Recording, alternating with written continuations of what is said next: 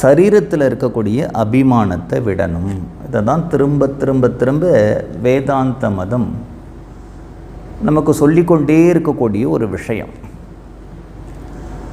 சரீரத்தை நான், அதாவது சரீரத்தை ஆத்மா அப்படின்னு நினைக்கிறவன் ராட்சசன். ஆத்மாவை நான் நினைக்கிறவன் அவன்தான் ஞானி.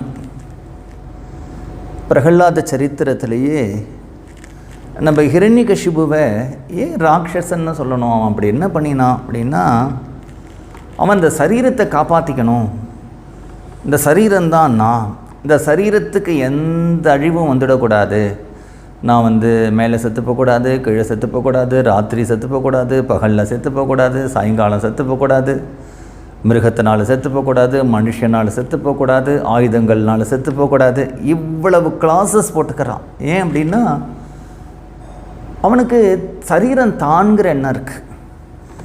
அப்படியே அவனுடைய பையனை பாருங்க, பிரகலாதனை, நெருப்பில் போட்டால் ஒன்றும் ஆலை, கடலில் தள்ளினா ஒன்றும் ஆலை, விஷம் கொடுத்தா ஒன்றும் ஆலை, மலையிலேருந்து உருட்டினா ஒன்றும் ஆலை, சிங்கத்துக்கிட்ட போனால் ஒன்றும் ஆலை. ஏன் அப்படின்னா அவன் சரீரம் நான் இல்லைன்னு நினைக்கிறான். யாருக்கு நிறைய சரீர அபிமானம் இருக்கோ அவன்தான் அசுரன். யார் தன்னை சரீரம் இல்லைன்னு ஆத்மான்னு நினைக்கிறானோ அவன்தான் ஞானி. பக்தி யோகத்தில் பகவான் சொல்லும் பொழுது சொல்கிறார், தேகவத்பிகி அப்படின்னு ஒரு பதத்தை போடுறார். தேகவத்பிகின்னா என்ன அர்த்தம்னா, இந்த உடலில் யாருக்கு ரொம்ப பற்று அதிகமாக இருக்கோ அந்த பற்று அதிகமாக இருக்கிறவாளால் நிர்குண உபாசனை பண்ண முடியாது அப்படிங்கிறார். சரீரம் நான் நினச்சிண்டே நான் ஆத்மான்னு எப்படி நினைக்க முடியும்? ரெண்டும் கான்ட்ராவாக இருக்கேன். ஒருத்தர் கிழக்குன்னு போனால் மேற்குலேருந்து விலகிடுவார், மேற்கு பக்கம் போனார்னா கிழக்குலேருந்து விலகிடுவார். ஒரே ஆள் கிழக்கும் மேற்கும் சரியான நேரத்தில் ஒரே நேரத்தில் போக முடியுமா? அது மாதிரி ஒன்று நீ சரீரம்னு நினச்சா நீ ஆத்மா இல்லை, நீ ஆத்மான்னு நினச்சா நீ சரீரம் இல்லை.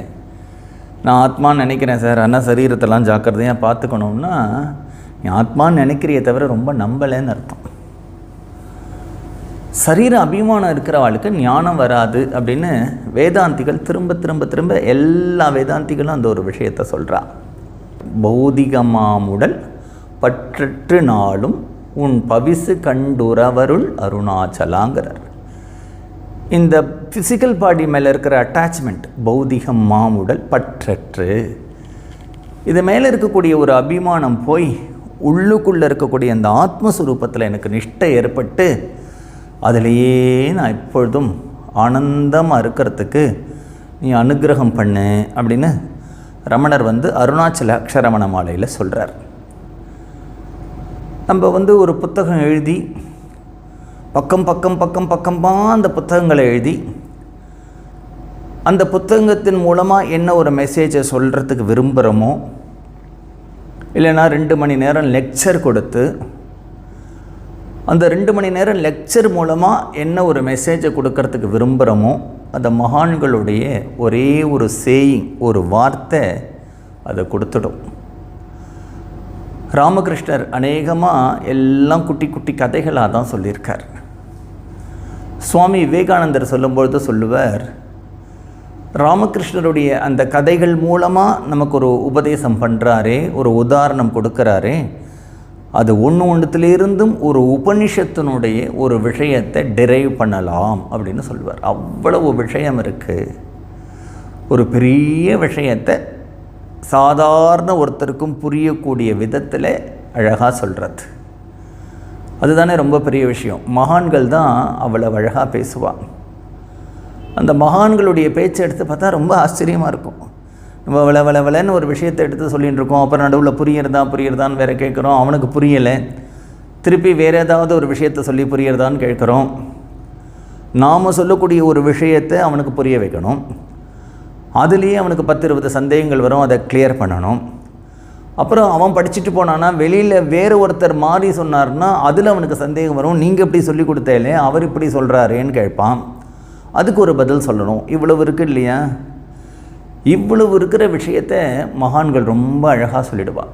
திருவண்ணாமலையில் யோகி ராம் சுரத்குமார் இருந்துருந்தார் இல்லையா, அவரை பார்க்கறதுக்கு உள்நாட்டிலிருந்து நிறைய பேர் வருவா, வெளி மாநிலங்கள்லேருந்து நிறைய பேர் வருவா, வெளிநாட்டுக்காரர்கள் நிறைய பேர் வருவா. யார் வந்தாலும் அவர்களோட பேசுவார்.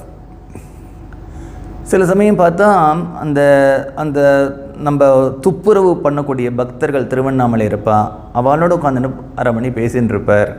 வெளியில் ஜட்ஜஸ் வெயிட் பண்ணின்னு இருப்பான், அவள் கொடுக்கக்கூடிய கல்யாண பத்திரிக்கையை வாங்குவார், அவளுக்கு ஆசீர்வாதம் பண்ணுவார். அப்படி இருக்கும். எல்லாரையும் சமமாக பார்த்து எல்லாருக்கும் அப்படி ஒரு அனுகிரகத்தை வாரி வழங்கிய ஒரு மகாத்மா. கிருபை கிருபை கிருபை, வேறு ஒன்றும் தெரியாது.